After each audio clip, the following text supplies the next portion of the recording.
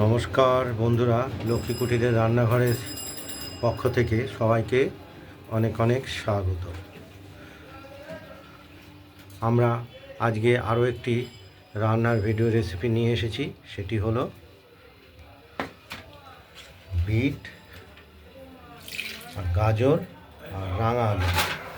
এগুলোকে সরু সরু করে কেটে ধুয়ে নিলাম, দুবার তিনবার করে হাত ধোবো।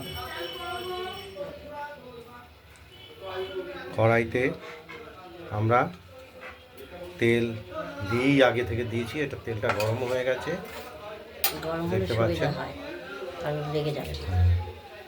আর এটা জল দিয়ে আমরা ধুয়ে রেডি করে রাখলাম।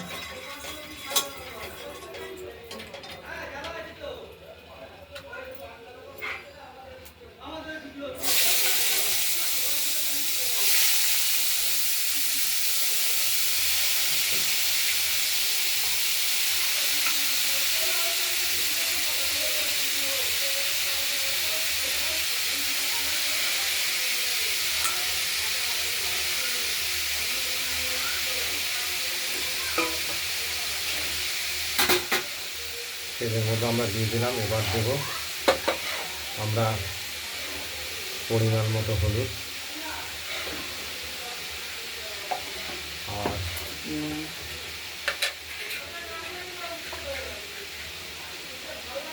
লবণ, লঙ্কা, কাঁচা লঙ্কা,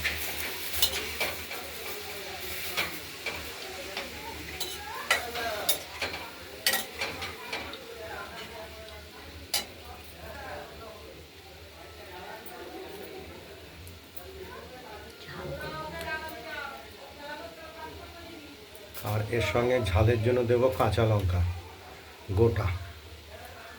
চিড়ে দেবো।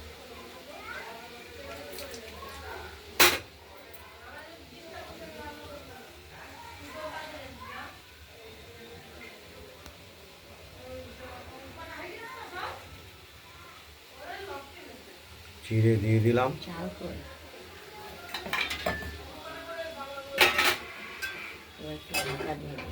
ঢাকা দিয়ে দিলাম, দেখতে থাকুন।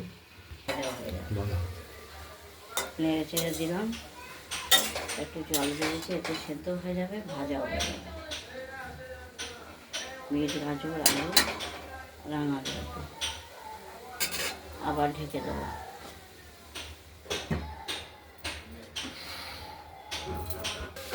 আজ ভেজে নিচ্ছি।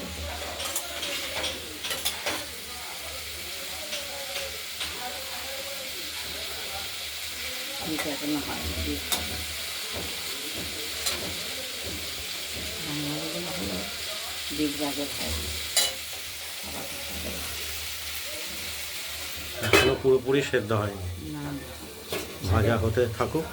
ভাজা আস্তে আস্তে জাল দিয়ে এবার ভাজা ভাজা করবো, নরম হবে, তারপরে নিতে যাবো। গাজরটা বিটটা দেবো।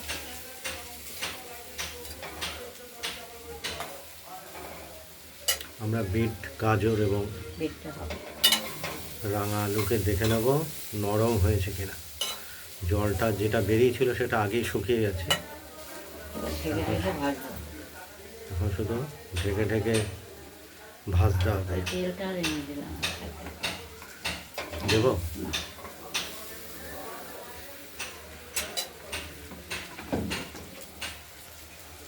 তোমার হয়ে আছে, হয়ে আছে, চলবে বলবা।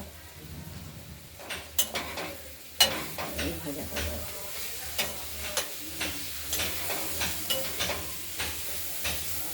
গরম ভাত দিতে খেতে, মেখে খেতে খুব ভালো লাগে, আর ডালের সঙ্গেও খাওয়া যায়।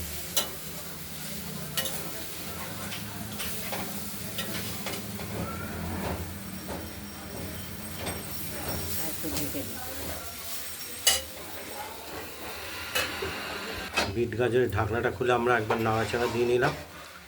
মোটামুটি অনেকটাই সেদ্ধ হয়ে এসেছে এবং ভাজাও হয়ে এসেছে।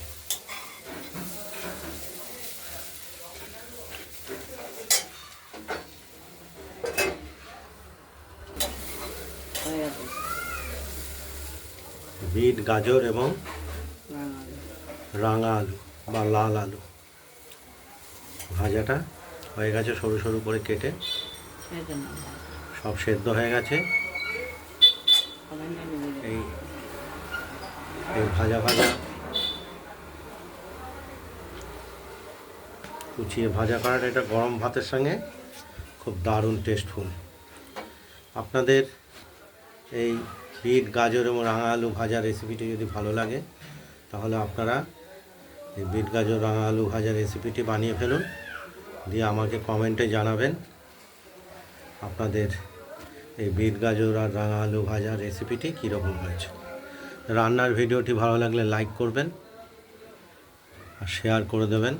আর আমাদের লক্ষ্মী কুটিরের রান্নাঘরের রান্নাবান্নাটি ভালো লাগলে চ্যানেলটিকে সাবস্ক্রাইব করে রাখবেন।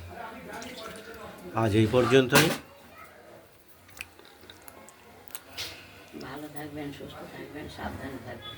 টাটা। নমস্কার।